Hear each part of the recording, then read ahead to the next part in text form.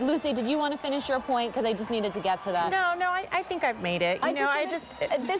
This entire election and this entire debate adds a whole new dimension to that phrase, I'm not a racist, but.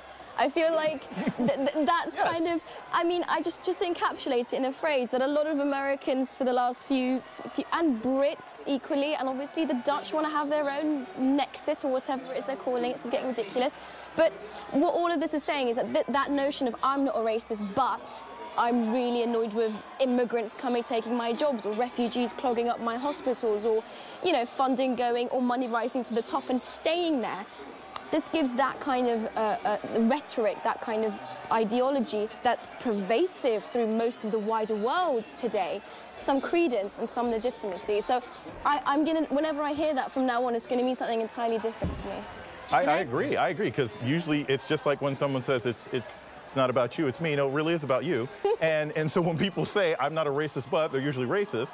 And when I talk to, to my friends and colleagues and former students who are like, yeah, I know Trump's a racist guy, but, you know, I want to stick it to the politicians. Yeah, but that means you have no problem with him being a bigot. And that means you have no problem with him banning Muslims. Go ahead. Look, I think the story of this election is that it is a very closely divided country. 1 point either way. If Clinton had gained 1 more point and Trump had lost 1 point, the Electoral College would have been different and we'd be having a very different conversation. I think what's interesting going forward is that Republicans are now going to control the White House, the House, and the Senate. And a lot of this vote was a vote against institutions. And now they're going to control those institutions. So I think it'll be interesting to see what they do. And I think that'll chart a lot of how the next couple of elections look.